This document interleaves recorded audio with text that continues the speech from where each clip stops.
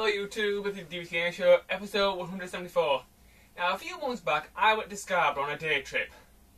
And I thought to myself, after going around the shops, I'll go down to the front and then look around the arcades. And luckily, I managed to find quite a few decent arcades. And one of the arcade games I tried out that day, which I have played a couple of times in my life, but not that often, was the Star Wars Episode 1 racing arcade cabinet thingy. When I first saw this machine, I couldn't believe that it was there because these days, if you try and find old arcade machines in an arcade, most of the time, you don't find them. So I put my coin in, sat down in the big chair, which looked like a back-end pod racer. It was sort of blue and white stripy, kind of like Anakin's from the game. Had these two big handle things, pushed up one to the left, push up one to the right. He sort of did this sort of thing to turn. You had a little thing on the side for your throttle, a little thing on the other side for your brake, and a big pulsating button in the centre of your console to boost. I thought, okay, this looks pretty good, because as a kid I used to have the N64 version. I remember enjoying it a lot, so I thought, let's give the arcade version a whirl. So after playing it for a while, right in the middle of the race, I noticed a few subtle differences with the arcade version that made the arcade version worse than the N64 version. The first thing I noticed was, which was rather irritating, when you hit the boost button, you could only boost 3 times. I thought, what the hell? In the old N64 version I used to love so much, you used to just be able to speed up to maximum speed, hit the boost button, go for as long as you liked, and then just before overheat, pull the boost down, let your engines cool out, then boost again. And you can do that as many times as you wanted, but for some bizarre reason the arcade version only gave you 3 boosts. The next thing I noticed was the difficulty on the arcade version was very, very unfair. I very rarely got a good place when I played it. Although these days, if you go to an arcade, most of the time the person who owns the arcade cranks all the difficulty switches up to maximum just so he can get a few more coins out of you. Cheating little bastards. So, yeah, my experience with the with Star Wars Episode 1 Racer in the arcade isn't a very good one. But my experience with the N64 version is a much better one. So, let's stop talking about the shitty arcade version and get onto the awesome N64 version. Now, where are those pit droids?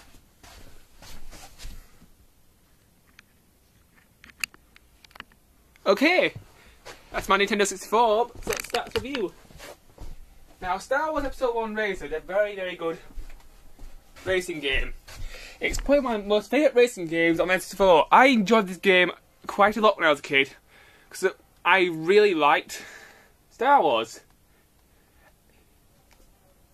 Now, as for my take on the movies, Star Wars Episode 4, 5 and 6 are probably the best ones.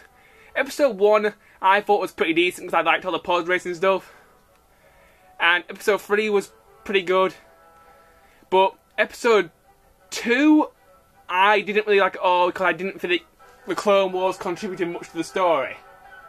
Anyway, that's about movies, let's go back to the game.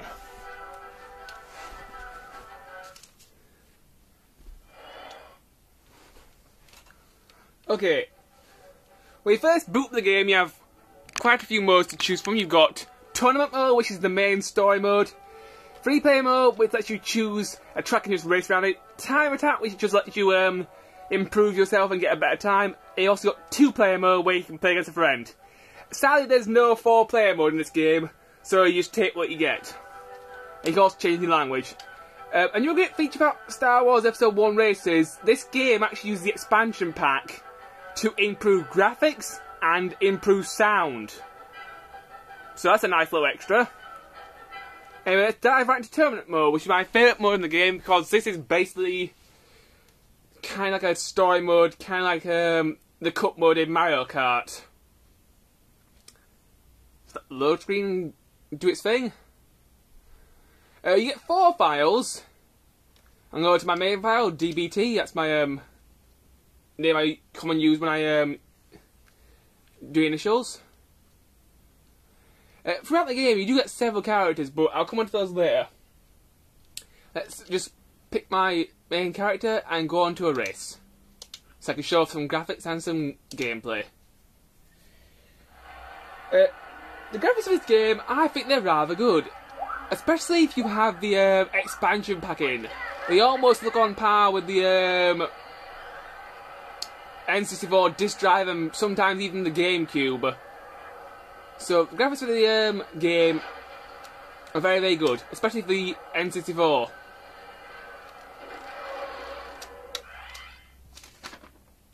Controls for this game. The controls for this game are very, very simple, but when it comes to boosting and steering, can get a little bit complex, a little bit hectic. Analog stick controls your pod racer. Left C rotates your pod racer, so it's angled at a left angle, so it's like left hand side. Right C does the opposite, so it's like right hand side. Down C makes sure change your so you can see behind you. Up C change your pod racer's view. R button activates your repair module so you can repair your pod racer whilst on the move, which is very important because if you take damage, you need to repair your pod racer fast.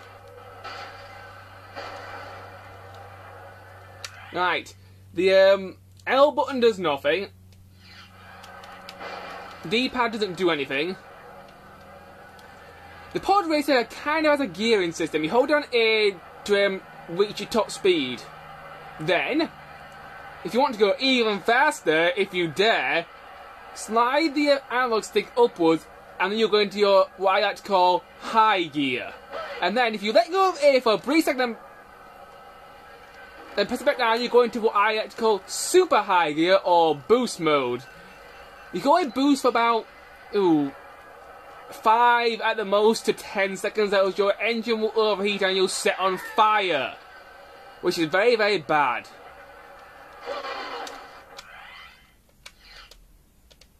Oh, I've just figured out what the L button does. It changes the thing that inside so you can check your map and stuff. Z button doesn't seem to do anything. And obviously your B button's your air brake.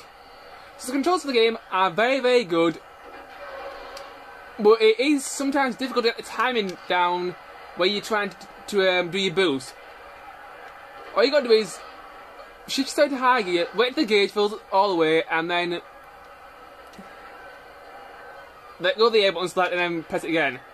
On the left hand side of the screen you'll notice that there's 2 green bottle shaped things. That's basically your front engine status. And depending on how much damage you've done to the engines, they'll bits of the bottle will change colour. If the bottle is red, you need to slam that repair button down and hold it until the bottle changes back to yellow, which is the best the repair module can do. If you do crash into a wall, if you do fall off the track, your repair modules will go back to blue, and when they're blue, that's probably the best they can go to. So that's enough about the controls.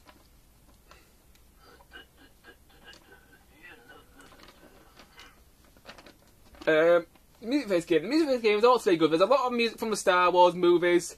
It's very fast paced music, so it keeps your adrenaline going when you're in the middle of a race. It's just very good music. Another thing I really liked about this game is the voice acting. There is some voice acting. The shopkeeper's quite funny. He often says, they come, they look around. Why no we buy? Hey! He's always glum about no we buy from his shop when I always come in and buy stuff. Game for the game. The game for the game is a very, very good racing game. It's kind of like F-Zero because it's a very fast-paced racing game, but it's nowhere near as difficult as F-Zero, but it's still very fast-paced. Good about this game. The gameplay is excellent. At times, some of the tracks can be very, very challenging. Another thing that's great about this game is that you get loads and loads of different drivers. My sister's favourite driver is probably Anakin Skywalker. He's pretty decent. Throughout the game, the drivers that you get at the beginning have pretty average stats, but throughout the games they do upgrade their pod races so they can become a little bit more challenging. The pod races have quite a lot of crazy designs. My favourite one, which I always tend to use, is Bullseye Nab 1, because when you get him, he's already pretty decently upgraded, and you don't really have to do much to make him even better. So I just flip for the pod racing and talk about it for a little while. Sebulba, the evil bad guy from the movie. Oh yes. Sebulba is a cheating whore.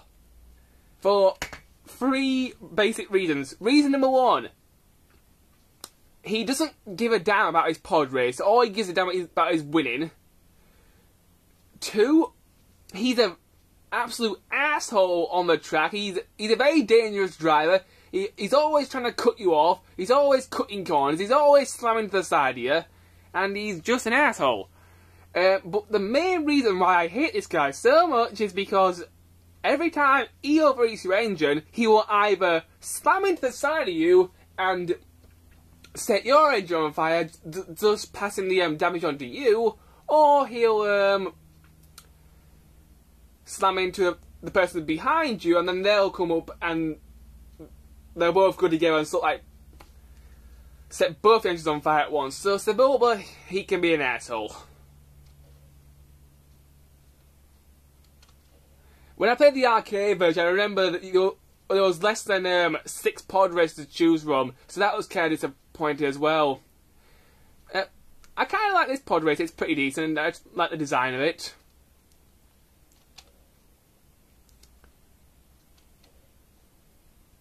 I also like this one as well, it's got 6 engines, it looks pretty cool to me.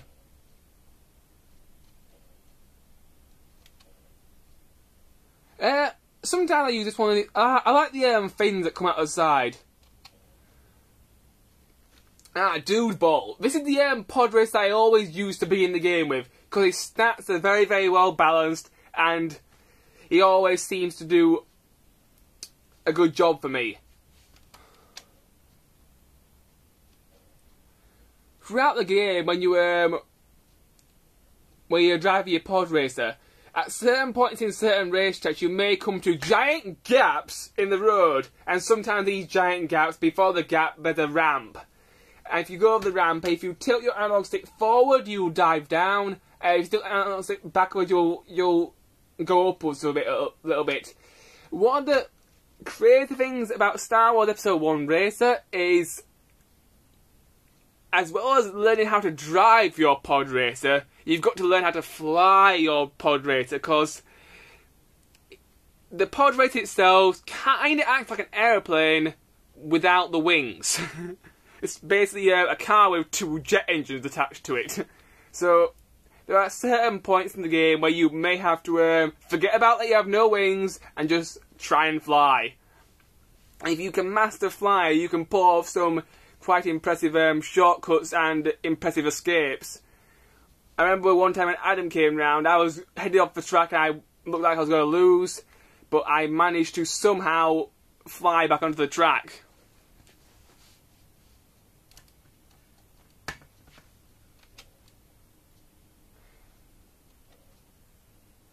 This pod race is a little bit weird. For some bizarre reason, it doesn't have the strings that are attached to the engine. Instead, it has the it looks more like a spaceship.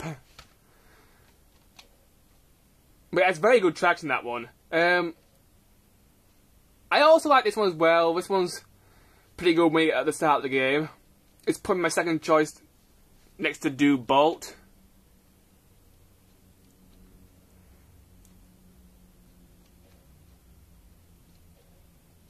Oh, this one's pretty decent. It's got 4 engines, so it looks kind of badass.